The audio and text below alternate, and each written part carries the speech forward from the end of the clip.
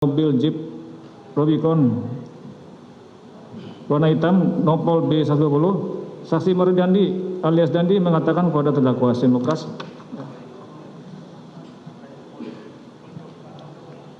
bahwa anak korban Kristalino telah melecehkan anak saksi Agnes Harisya Herianto yang merupakan pacar anak saksi Mario Dandi. Ya.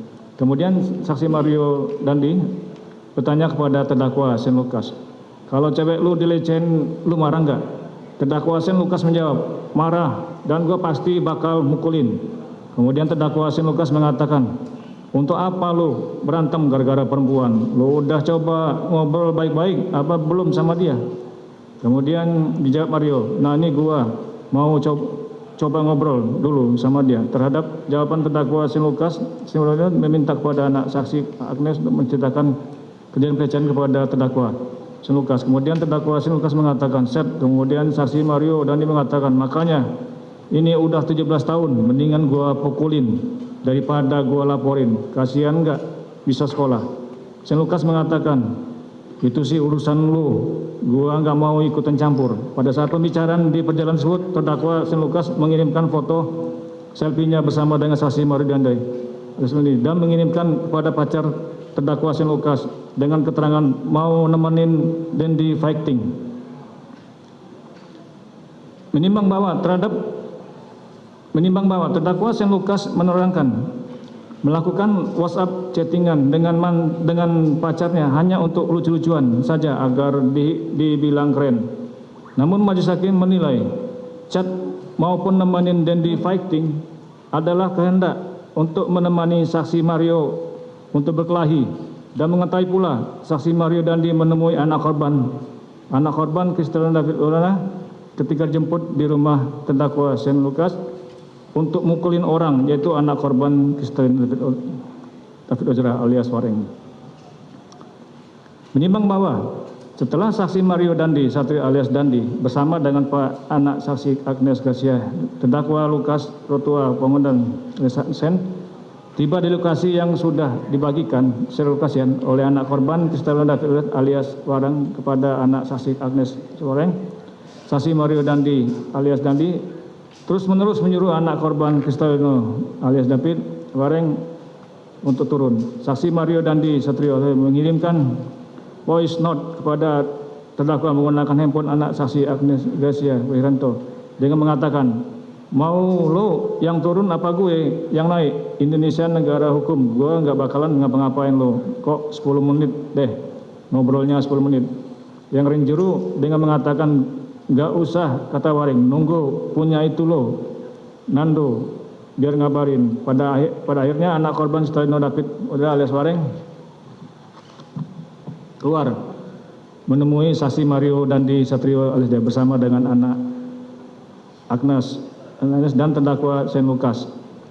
Namun sebelumnya anak saksi Renjiro Amadus sempat mengatakan kepada orang tuanya bahwa mantan pacar anak korban Kristalino David Ozora alias Wareng rese dan minta dipanggilkan petugas keamanan komplek. Menimbang bahwa setelah turun dari mobil terdakwa Shane Lucas bertanya kepada saksi Mario, mau ngapain Den? Saksi Mario bilang, nih lo videoin. Kemudian saksi Mario Dandi menyerahkan handphone. Menimbang bahwa perbuatan saksi Mario menyerahkan handphone miliknya kepada terdakwa Shane Lucas merupakan suatu kehendak yang direncanakan untuk merekam adegan yang akan dilakukan oleh Mario Dandi kepada anak korban Kristalino David Ozora dan terdakwa Lucas. Terdakwa Lucas bukannya menolak pemberian HP milik saksi Mario Dandi, berkehendak pula untuk mengetahui merekam dengan adegan yang akan dilakukan saksi pada anak korban Kristalino David Ozora alias Wareng dengan adegan pemukulan. Bahwa setelah anak korban Kristalino alias David Wareng keluar, saksi Mario Dandi alias David langsung merangkul anak korban Kristalino David Ozora Wareng dan membawanya ke dekat mobil Jeep Mario warna hitam dengan plat nomor terpasang B120 DN yang diparkirkan tidak jauh dari rumah anak saksi Mario. Menimbang bahwa saksi Mario Dandi dan anak korban Kristalino duduk dan mengobrol di pinggir jalan di belakang mobil Rubicon nomor B120 DN, sedangkan terdakwa Shane Lucas alias Shane dan anak saksi Agnes Gracia Hendra duduk di bumper mobil Rubicon nomor. Saksi Mario Dandi alias Rod ini mengonfirmasi anak korban Kristalino David Ozora sebenarnya dengan hanya bertanya, "Peng, gimana ceritanya sih?" Dijawab, "Ya gitu deh." Karena setiap ditanya anak korban Kristalino David selalu menjawab tidak tahu, sehingga saksi Mario Dandi marah karena Kristalino David Ozora tidak mengetahui perbuatannya. Sementara terdakwa Shane Lucas dan anak saksi Agnes menyaksikan pembicaraan saksi Mario Dandi dengan anak korban Kristalino alias David alias Wareng. Terdakwa Shane Lucas mendengar saksi Mario mengajak anak korban Kristalino berkata, "Ayo fighting sama gue," namun anak korban menolaknya. Menimbang bahwa saksi Mario Dandi alias Dandi selanjutnya menyuruh anak saksi korban Kristalino untuk melakukan push up sebanyak 50 kali. Kita masih akan mengikuti sidang vonis Shane Lucas pemirsa siang ini, tapi untuk membahas sidang pembacaan vonis Mario Dandi dan Shane Lucas dalam kasus penganiayaan remaja David Ozora, saat ini sudah bergabung bersama kami ada pakar hukum pidana Asep Iwan Iriawan. Kang Asep, selamat siang. Selamat siang Mbak Palen, sehat selalu, semangat selalu. Sehat dan semangat Kang Asep. Kang Asep, kalau kita lihat ini kan sekarang sedang pembacaan apa saja fakta di persidangan yang ditemukan, kemudian nanti ada analisis yuridis dari hakim untuk Shane Lucas. Kang Asep, dari yang disampaikan hakim sampai saat ini, ada tidak yang meringankan Shane Lucas nantinya? Ya, tergantung ya. Jadi sekali lagi hakim itu harus dalam putusannya berpatokan pada pasal 197 KUHP. Artinya harus menerangkan di dalam putusan itu isinya setidak-tidaknya ya, etos, logos, patos. Artinya secara sosiologis, yuridis, filosofis. Nah, fakta itulah dituangkan kepada pasal-pasal yang didakwakan. Nah, ketika sudah katakanlah terbukti, nah kalau hakim nanti ya mempertimbangkan hal yang meringankan dan memberatkan harus dipertimbangkan. Tapi kalau nanti faktanya hakim menyatakan tidak ada yang meringankan, pasti hukumannya maksimal. Tapi kalau nanti hakim mempertimbangkan ada yang meringankan, pasti putusannya tidak maksimal. Artinya di bawah ancaman maksimal. Misalkan ancamannya 12 tahun, dan bisa 7 tahun, bisa 6 tahun, bisa 5 tahun. Tergantung hakim mempertimbangkan itu semua. Tapi saya duga kalau Shane ini mungkin ada hal yang meringankan, kecuali M gitu kan, mungkin bisa aja dia sama dengan tuntutan jaksa gitu. Oke, kalau yang kita ikuti sejauh ini ada beberapa hal yang meringankan Shane, mulai dari jujur dan sopan, tidak berbelit-belit, menyesali perbuatannya, masih berusia muda. Tapi ada juga beberapa fakta yang memberatkan, mulai dari ada di lokasi penganiayaan dan mau mendokumentasikan aksi penganiayaan. Ini kalau dari apa yang sudah disampaikan dalam persidangan sejauh ini, apakah itu cukup, Kang Asep? Bisa mengubah dari jumlah tuntutan menjadi lebih ringan? Justru ketika dia di tempat keadaan itu dia memvideokan, dia tidak melerai, tidak mencegah, justru itu jadi hal yang akan menjadikan memberatkan yang bersangkutan gitu kan. Kalau saya juga meringankannya mungkin berterus terang ya, mengakui perbuatannya, masih muda gitu kan. Tapi kalau soal perbuatan di kejadian nampaknya itu kalau fakta persidangan selama ini kita ikutin, justru akan memberatkan yang bersangkutan. Oke, unsur dengan sengaja itu terbuktikah dari perbuatan dan fakta persidangan terkait dengan Shane Lucas ini, Kang Asep? Ya, sengaja itu ditafsirkan dalam bahasa sederhananya willing and witting. Dia menghendaki dan mengetahui dan menghendaki. Artinya tahu ada perbuatan, bahkan dia kan ikut sebelum perbuatan dilakukan. Dia menghendaki. Kenapa menghendaki? Udah tahu perbuatan itu dilarang, kenapa dia harus ya? Memvideokan dan sebagainya, kan harus kita kan orang zaman waras sekarang, jangan deh, nggak boleh dong, kita kan gitu kan, setidaknya ya gini-gini lah tangannya kalau orang berkelahi kan, atau mungkin memperagakan tangannya atau tidak dengan ucapan. Tapi kalau dia justru dengan membawa ya acara itu dalam bentuk jadi video atau di kamera dan sebagainya, sehingga kita melihat yang viral di video itu, dan salah satunya yang memvideokan yang bersangkutan, justru itu kan aneh. Kok orang sedang melakukan kejahatan, dia lakukan itu. Gitu. Oke, jadi kalau dari kronologi seperti itu, maka kita bisa berasumsi bahwa terbukti ini ada unsur kesengajaan di dalamnya, gitu. Oke, Kang Asep, kalau kita lihat, kita menghendaki. Nah, tadi kan Oke. sengaja tuh menghendaki, dia mengetahui ada perbuatan dan dia menghendaki perbuatan itu, dan lebih tadi saya katakan lebih berat lagi karena dia memvideokan kejadian itu. Hmm. Baik, Kang Asep, ini kan jaksa penuntut umum menuntut 5 tahun penjara, restitusi diganti kalau seandainya tidak bisa bayar berarti diganti 6 bulan masa kurungan. Kang Asep, sebenarnya kalau kita bicara soal restitusi itu apakah bisa diganti dengan pidana kurungan? Ya, konsep restitusi kita itu kan hanya dalam perkara tertentu memang diakui. Tapi kalau akibat perbuatan tindak pidana umum, penganiayaan, perkosaan, atau pencurian, itu memang belum jelas ya. Nah, cuman kemarin kita bersyukur ini perkembangan hukum baru dari kejadiannya, hukum tuh aturan tuh karena ada kejadian, ada perkara ini. Nah, ketika ada restitusi, LPSK menghitung. Perhitungan LPSK itulah kemudian oleh jaksa digunakan ya, bahwa yang bersangkutan harus tanda petik ya mengganti rugi dalam bentuk restitusi sekian jumlahnya. Cuman persoalannya kan ganti rugi itu dalam bentuk nilai material. Ketika dalam bentuk material ya, bentuk wujudnya gimana kalau orang itu tidak mampu? Masalahnya itu yang pertama. Yang kedua, kalau orang itu tidak mau ya, sudah tidak mampu, tidak mau, lebih parah lagi kan? Nah, apalagi sekarang tahu jauhnya mereka udah dewasa secara perdata, jawab hukum perdata. Tapi kita ini negara harus hadir. Nah, ini kan berbahaya, tanda petik orang-orang yang masa depannya hancur, ya tidak bisa melanjutkan masa kehidupannya lebih layak atau lebih baik karena perbuatan orang-orang itu. Kan bayangkan, seorang orang tua punya anak laki-laki punya tanggung jawab kelak minimal hidup mandiri.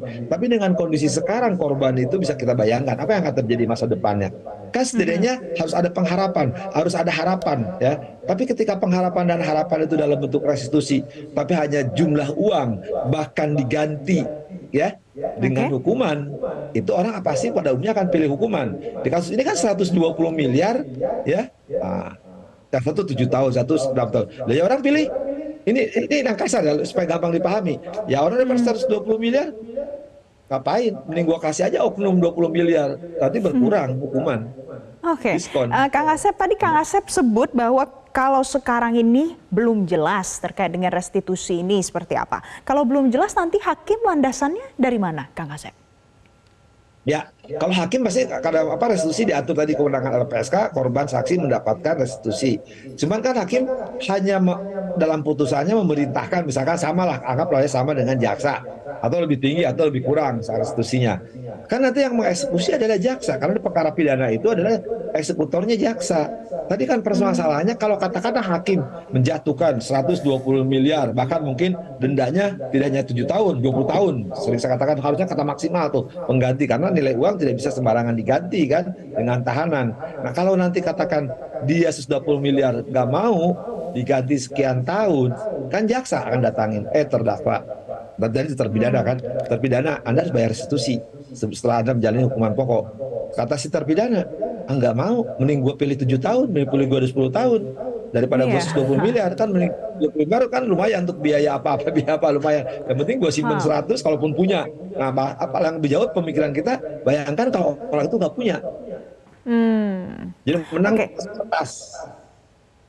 Baik, Kang Asep, kita jangan diputus dulu. Nanti kita akan lanjutkan lagi dialog kita tentang restitusi ini. Tapi pemirsa, kita akan simak kembali bagaimana jalannya sidang siang ini.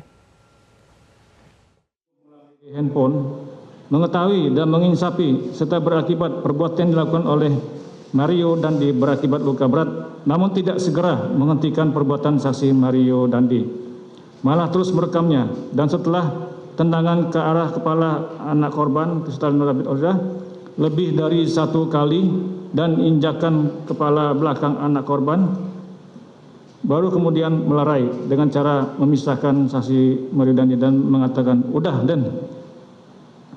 Menimbang bahwa akibat perbuatan saksi Mario Dandi dan terdakwa Shane Lucas menyebabkan anak korban Kristal Nur David Ozora mengalami penurunan kesadaran akibat cedera kepala, dan setelah dilakukan pemeriksaan laboratorium hasilnya terdapat infeksi bakteri pada darah anak korban Kristalino David Ozora alias Wareng. Selain itu, anak korban Kristalino Ozora menderita luka-luka fisik berupa luka lecet pada bagian pelipis bagian atas mata utara, luka lecet pada pipi kanan ukuran 6 kali 5 cm, luka memar pada bagian pipi ukuran 6 kali 5 cm, luka robek ya. sebagaimana dituangkan dalam visum et repertum, ya. Nomor yang akan dibacakan tanggal 27 Februari 2023, bahwa berdasarkan surat nomor yang akan dibacakan tanggal 11 Mei 2003 yang dibuat ditandakan oleh Dr. Desi Suri Muktiani Mars selaku Direktur Mayapada Hospital Kuningan Perihal anak korban Kristalino Alexander Bareng, pada intinya menyatakan bahwa pasien mengalami kondisi amnesia sehingga pasien tidak dapat mengingat kejadian yang terjadi pada bahwa berdasarkan keterangan ahli Dr. Yeremia Tatang, dokter spesialis saraf Rumah Sakit Mayapada Kuningan sebagai dokter peninjau utama dalam penanganan korban tersebut menerangkan bahwa CT scan yang ditemukan ulang pertama kali di Rumah Sakit Medika sudah dilakukan pada tanggal 23 Februari 2003 di ruangan ulang CT scan, dan tanggal 24 Februari 2003 memang tidak ada tanda pendarahan, tidak ditemukan adanya retak, justru itu yang membuat khawatir berarti masuk ke dalam kategori diffuse succinal injury. Artinya kalau orang mengalami cedera kepada belah itu tidak didapatkan adanya tanda pendarahan di otaknya. Itu semua kabel yang ada di otaknya itu robek, makanya itu menjelaskan kesadaran itu GCS-nya itu 3 atau koma berat. Kemudian tanggal 24 Februari 2022 MRI melihat lebih jelas lagi yang terjadi dalam diffuse succinal injury atau bukan. Ternyata benar karena didapatkan adanya bercak putih pada MRI. Besok harinya di daerah beberapa otak dan korpus. Kalau korpus coilusium itu jembatan yang menghubungi antara otak kanan dan kiri.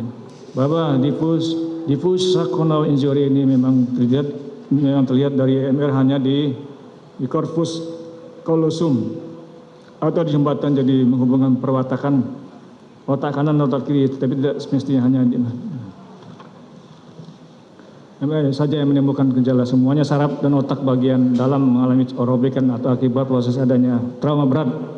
Hal ini terkadang tidak bisa terlihat dari MRI, hanya bisa dilihat dari hasil patologi, tetapi terlihat dari gejala gangguan keseimbangan tersebutnya. Bahwa kemungkinan anak korban sembuh kalau 100% sebenarnya tidak mungkin, karena bagaimanapun juga ada bekas luka yang masih permanen di area ini. Contohnya seperti orang stroke, walaupun stroke-nya sudah negatif, disabilitas kekuatan motorik tangan yang satu tidak sama dengan motorik kaki, sehingga asalnya anak korban sudah bisa berkomunikasi. Memang ada beberapa kali gejala eksklusif atau perkataan itu terjadi secara spontan karena ada area otak anak korban yang rusak sehingga fungsi untuk mengontrol emosi yang berlebihan itu masih terganggu. Menimbang bahwa berdasarkan pertimbangan tersebut di atas, perbuatan saksi Mario Dandi maupun terdakwa Shane Lucas adalah perbuatan dengan sengaja menghendaki willen perbuatan itu menginsapi weton akan akibat dari perbuatannya tersebut, dan dalam tingkatan gradasi masuk ke dalam kesengajaan sebagai maksud offset or omit perbuatan yang menendang kepala dan menginjak kepala anak korban Kristalino David masing-masing lebih dari satu kali adalah dilakukan oleh saksi Mario Dandi maupun terdakwa Shane Lucas yang merekam video kejadian tersebut menghendaki akibatnya. Menimbang bahwa berdasarkan pertimbangan tersebut di atas, maka unsur dengan sengaja telah terpenuhi dan terbukti. A3, unsur melakukan penganiayaan. Menimbang bahwa pengertian penganiayaan tidak jumpai dalam KUHP, namun dapat ditemukan dalam jurisprudensi yang memberi makna sengaja dengan menyebabkan perasaan tidak enak atau penderitaan, rasa sakit atau luka. Demikian pula pendapat ahli hukum pidana doktrin yang memberi makna serupa dengan jurisprudensi dalam kurung Vide Ersilo Kitab Undang-Undang Hukum Pidana serta komentar pasal yang saudara. Menimbang bahwa pengertian luka berat dapat ditemukan dalam pasal 90 KUHP yang memberi arti 1. Jatuh sakit atau mendapat luka yang tidak memberi harapan akan sembuh sama sekali atau menimbulkan bahaya maut. 2. Tidak mampu terus-menerus untuk menjalankan tugas jabatan atau pekerjaan pencarian. 3. Kehilangan salah satu panca indera. 4. Mendapat cacat berat. 5. Menderita luka lumpuh. 6. Terganggu daya pikir selama 4 minggu atau lebih. 7. Gugur atau matinya kandungan seorang perempuan. Menimbang bahwa sebagaimana telah dipertimbangkan pada pembahasan unsur dengan sengaja, delik penganiayaan salah satunya perbuatan dilakukan dengan sengaja dan mengetahui perbuatan dengan sengaja telah dipertimbangkan dan telah terbukti. Namun majelis hakim akan mempertimbangkan unsur penganiayaan. Menimbang bahwa pada tanggal 20 Februari 2000 jam 10, saksi Mario Dandi terdakwa Shane Lucas menuju lokasi atau selok yang dibagi kepada anak korban Kristalino David. Seorang tepatnya di lokasi di rumah orang tua anak Renjiro Amadus Arisi Krisnatan, yaitu saksi Rudi Setiawan, saksi Natalia Puspitasari SED di perumahan Grand Pratama Jalan Sewan Raya, Kulon Jambi, Pesanggerahan, Jakarta Selatan dengan tujuan saksi Mario mengonfirmasi tentang pelecehan anak saksi Agnes Grasiman.